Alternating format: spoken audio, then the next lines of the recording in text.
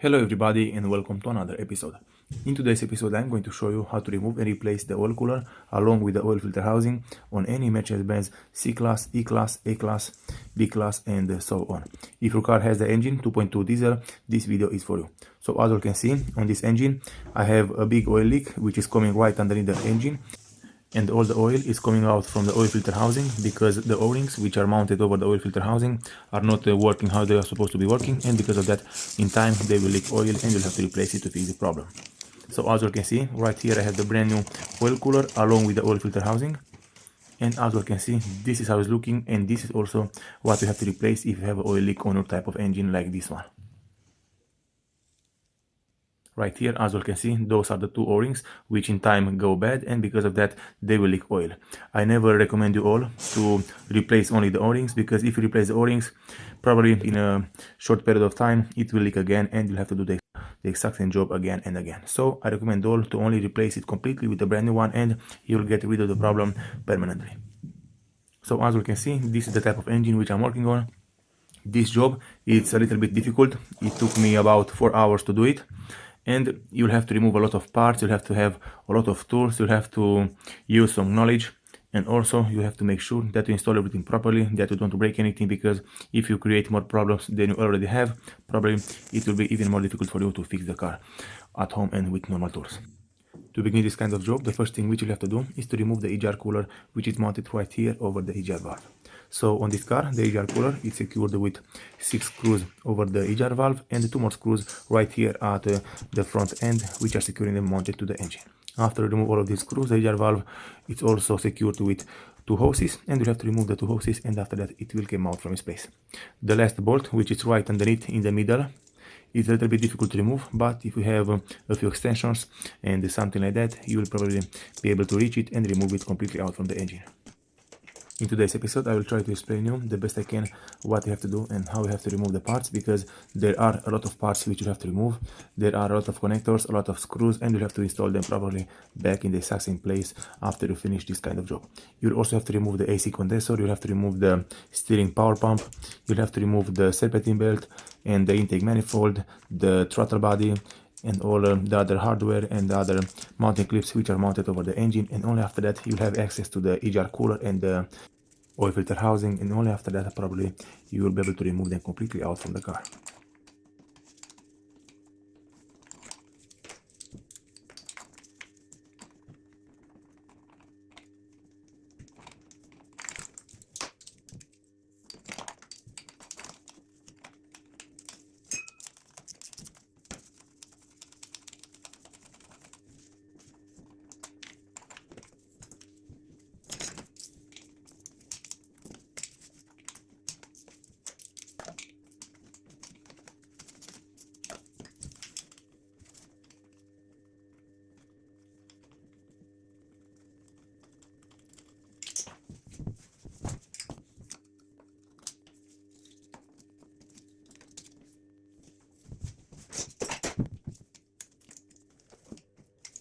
In my case, as you can see, the EGR cooler is almost out from the vehicle.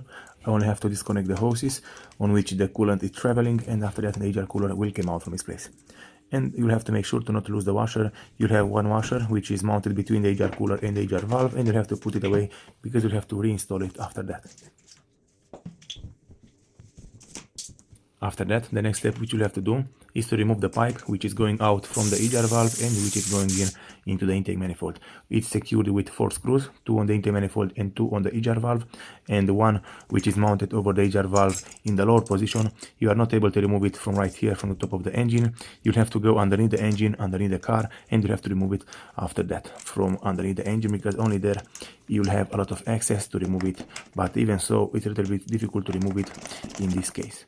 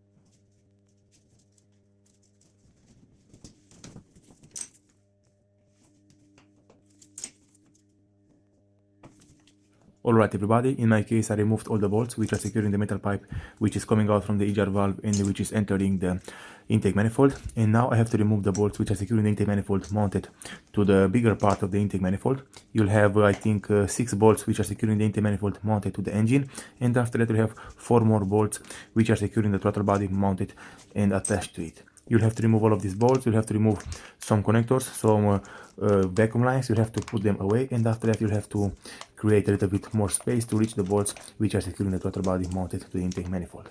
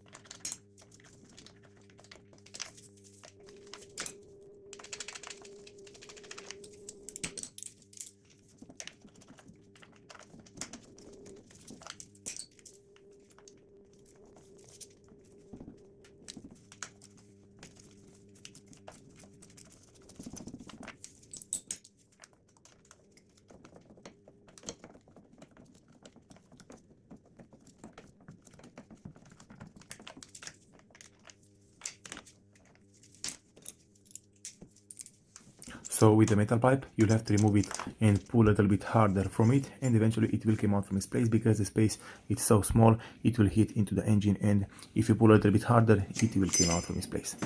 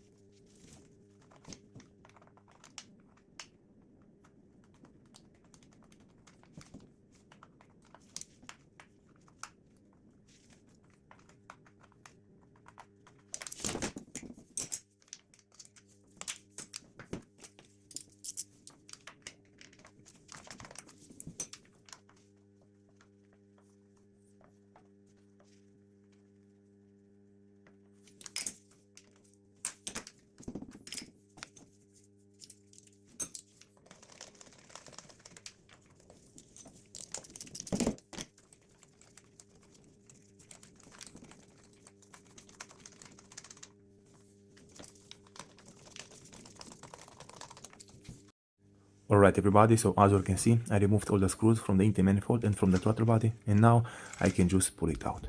Also make sure to disconnect the temp sensor which is mounted over the intake manifold, because otherwise you will hit into it and you won't be able to remove it very easy. As you can see, the intake manifold, it's clogged with carbon deposit. It's also having a lot of dirt and debris inside it, and I'll have to clean it right before I will have to mount it back on the vehicle, because there is no other way to mount it like this one on the vehicle, because it will block all the pipes, it will make the engine run very roughly, so you'll have to clean it, and only after that you can go ahead and install it back on the car. Right here, this is the throttle body, and for sure it has been seeing better days. As you can see, there is a lot of dirt and debris inside it, a lot of carbon deposit. It's clogged, it's almost completely blocked, but I will clean it, I will bank it like new, and only after that I will install all the parts back on the vehicle. Alright everybody, so as you can see, now with the throttle body and with the intake manifold removed from the car, we can go ahead with the job. You'll have to remove this plastic hose which is going into the air filter, you'll have to remove the serpentine belt, and you'll have to remove the steering pump reservoir with the steering pump itself, and also the AC compressor from the engine. You'll not have to disconnect them, you'll have to only remove them and put it a little bit away to create you more space. And in this case, you don't have to worry about losing the AC freon or losing the fluid from the steering pump. You don't have to worry about anything of that. You only have to disconnect them from the engine and put them a little bit away, and it will create more space to work on the engine, and in this way probably it will be a little bit easier for you to do the job. To remove the steering pump completely out from the engine on this car, you have to remove two screws from right here in the front of the engine, which are securing it mounted in place, and after that you have one more bracket which is mounted over it in the back side of the steering pump, and you have to remove one screw which is securing it mounted to the engine. And also, if you want to remove the bracket, you'll have to remove two more screws which are securing it mounted to the steering pump. After that, you'll have to put it in the left side in the front of the vehicle, but it will hit into the hose which is going into the thermostat, and you'll have to remove the hose which is going into the thermostat first, and after that the steering pump will have a lot of access and you will be able to put it in the left side of the engine.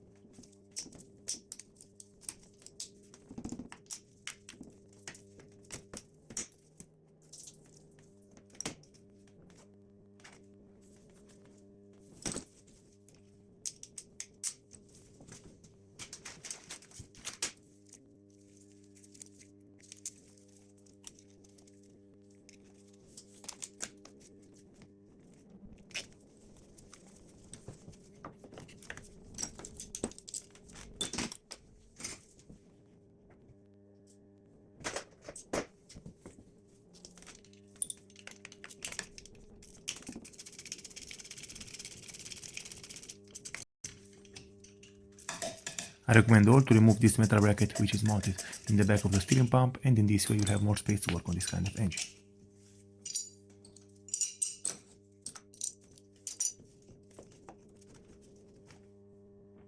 After you finish removing the steering pump and you put it away, you'll have to remove the AC compressor from this engine. And the AC compressor on this engine is secured with 3 longer screws. You'll have one at the top in the front, one in the lower side in the front, and one in the back right in the middle, which you'll have to remove. And after you remove those 3 screws, the AC compressor will move a little bit to the right, and you'll have access to the screws which are securing the oil filter housing mounted to the engine.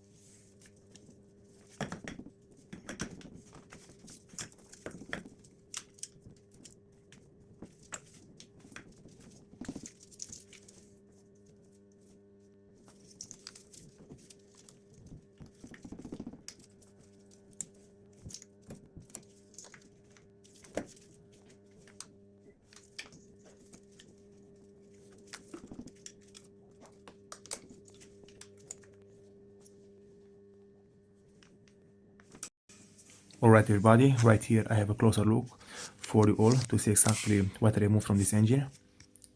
Right here in the beginning it is the AC compressor. This is the steering pump, which I put it away. As you can see, I didn't disconnect anything, I only removed the bracket from behind and the screws which are securing it into the place, and I put it away right here in the left side. So the AC compressor, it will have one screw right here, one underneath, and one right here in the middle in the back.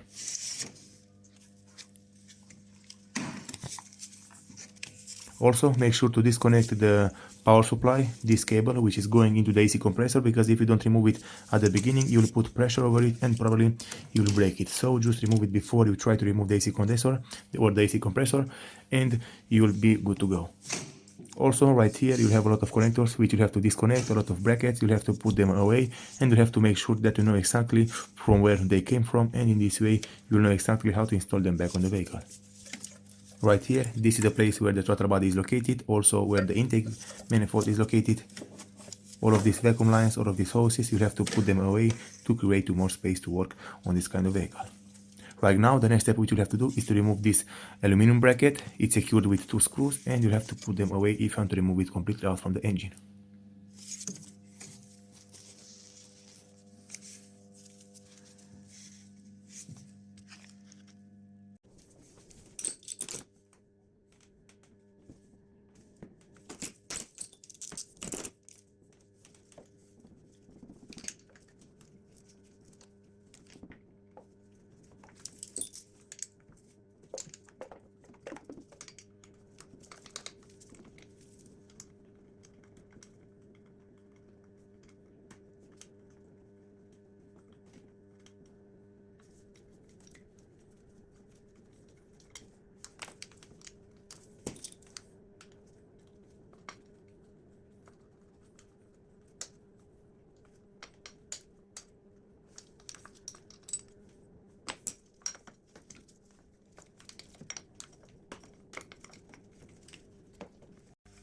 Right here, I just removed the aluminum bracket, which I told you earlier. You have to remove 2 screws, and after you remove it, you'll have access to the oil cooler. As you can see, you'll have to disconnect from right here, from this area, the connectors, the lines, and after that, this bracket will come out from its place. This is one wire which is coming over it, and you'll have to disconnect it.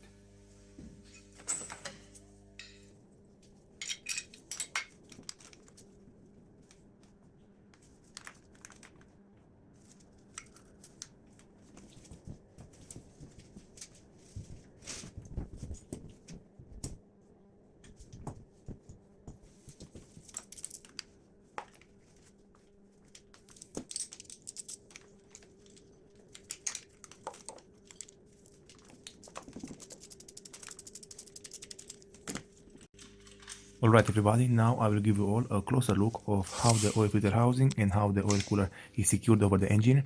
And if you want to remove it completely from the engine, you'll have to remove at least 7 screws which are securing them mounted over the engine. And you'll have to look right here, you'll have 2 at the top of the oil cooler, then you have 2 at the bottom. Then you'll have to remove this hose which is going right into the oil cooler. I hope you all are able to see exactly. Right underneath you'll have 2 more screws right there. After that, you have to remove 1 metal bracket which is mounted right here over it. And after that, you have to remove 2 more screws right down there which are securing the oil filter mounted to the engine. In my case, as you can see, there are the 2 screws which you have to remove, and there is my leak. This is why I have a lot of oil right underneath the engine. It's coming out from this oil filter housing, and because of that I'll have to replace it right away.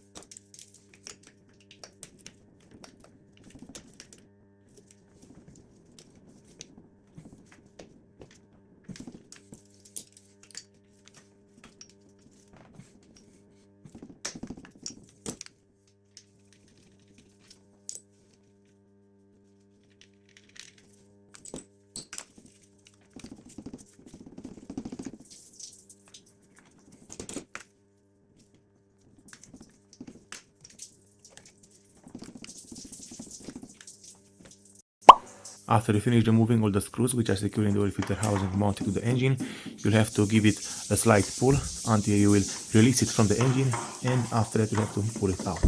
You'll have to know that a lot of coolant and probably all the coolant which is into the engine will come out. You will not probably be able to catch it. In my case, I just tried to catch it, but it was a fail. I didn't have to worry about it because all the coolant was already out from the engine.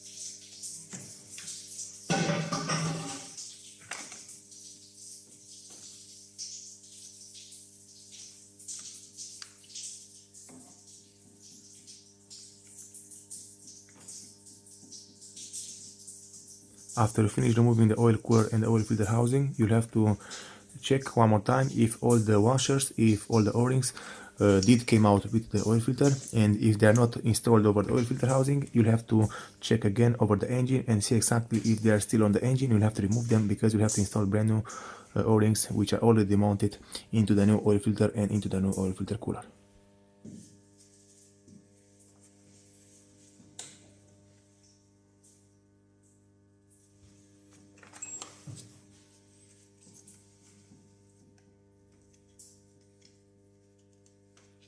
In my case, one O-ring, which normally was attached to the oil cooler, was still attached to the engine. It didn't come out with the oil cooler, so I had to remove it separately with one pick tool.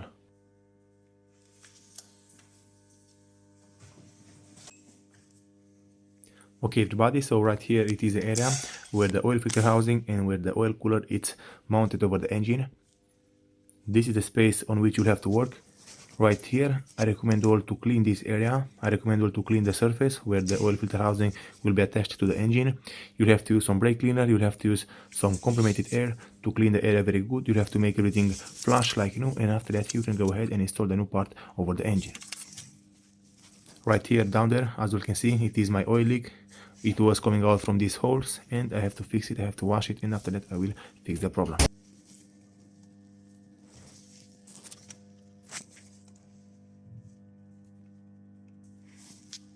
Right here I have the old oil cooler with the oil filter housing which I removed from this engine. And as you can see, this is the original one. This is made by Mercedes Benz. This has never been replaced, and those are the O-rings which in time they go bad, and because of that they will leak oil on your engine and underneath the car. From here, the next step which I recommend all to do is to compare the new part with the old one, just to see exactly if they are exactly the same, if they are the same size, the same shape, and if all the holes and all the screws are exactly the same in the exact same position. Because if they are not the same, you will not be able to install it on the car, and you did all of this thing for nothing. You'll have to compare them, and if everything is right, you'll have to install it on the car. In my case, as you can see, the parts are exactly the same, one with each other, so I can go ahead and install them over the engine.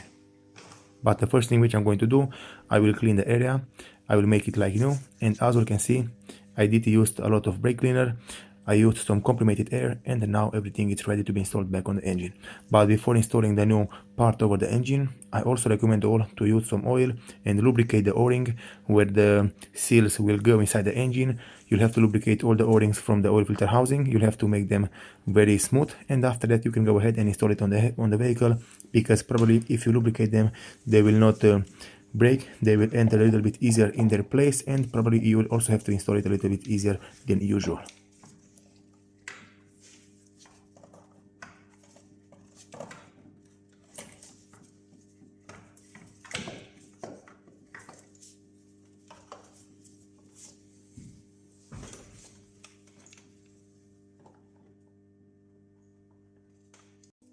Right here, I already installed the oil filter housing with the oil cooler back over the engine. I secured it with all the screws. You have to tighten them to around 20 Newton meters for each bolt. I don't have the exact spec, but I think 20 Newton meters will be more than enough to secure them back over the engine. Right here, I already installed the AC compressor and all the connectors, and from here I will go ahead and install the rest of the parts. I will install the steering pump and all other parts from the engine, and I will come back to show you how everything is looking after that.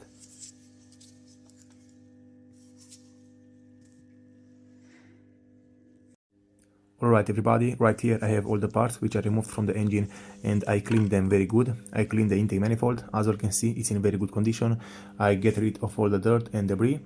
I also cleaned the throttle body, the HR cooler and the temperature sensor which is mounted right here over the intake manifold.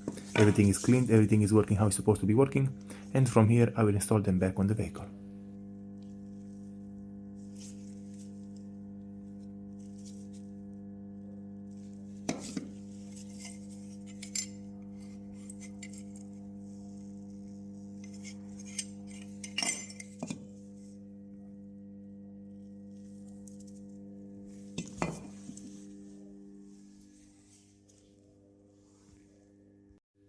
Alright everybody, right here I installed over half of the parts back on the vehicle. Everything is mounted how it's supposed to be mounted. Right here I have the intake manifold, the pipe which is going into the EGR valve, all the sensors, and I want to show you all one thing, that the new oil filter housing is coming already with a brand new oil filter in it. So as you can see, I removed it and the oil filter is right inside it. It's brand new, all the O-rings are lubricated, everything is mounted how it's supposed to be mounted. And from here you have to put it back. If you remove it, you have to tighten it to 25 Newton meters, and that's it. From here I will go ahead, I will install the rest of the parts, and I will go ahead and start the engine for the first time.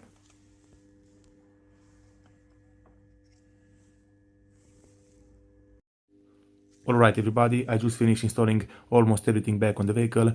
The engine is ready to be started for the first time. I only have to put the pipe from the air filter right here and the job is almost done.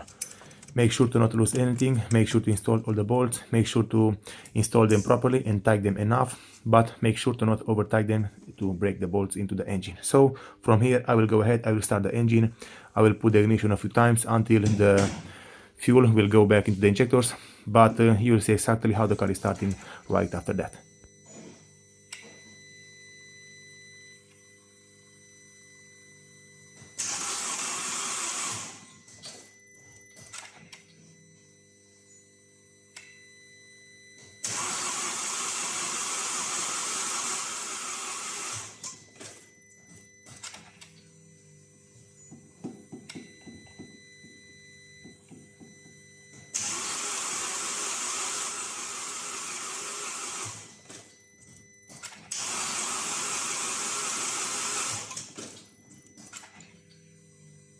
Okay everybody, as you can see the engine is struggling a little bit, it's not starting.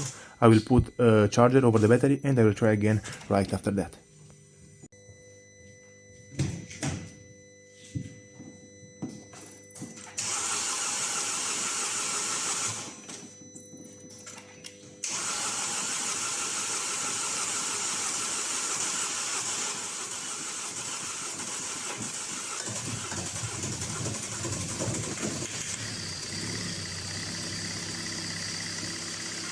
Okay everybody, the engine just turned on. Don't worry if you hear some weird sounds right at the beginning when you first start the engine, because it will take you some time for the oil to go back into the camshaft, into all the parts. It will take a little bit of time until all the coolant will travel back into the system, but after a few seconds the noise will disappear and everything will work how it's supposed to be working. After you turn on the engine, you have to go ahead and check for any oil leak. You have to go under in the car, you have to check for everything you did, make sure that you have no leaks, make sure that everything is installed properly, that you have no coolant leak, no oil leaks or something like that, and make sure that everything is done how it's supposed to be done.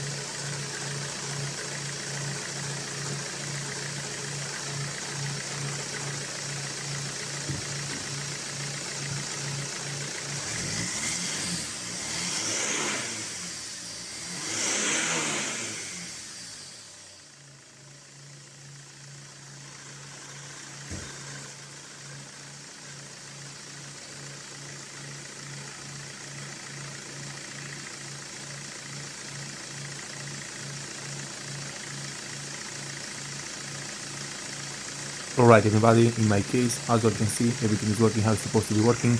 I have no leaks, nothing is loose, everything is installed how it's supposed to be installed. I also have no errors onto the dashboard, so this is very good. This is meaning that the throttle body and all the other parts are installed properly. This is meaning that all the connectors are installed properly. And as you can see, the dashboard is cleaned. I have no light inside it. So this is all I have to do. Thank you for watching. If you like this video informative, please leave a like and a comment down below. See you next time.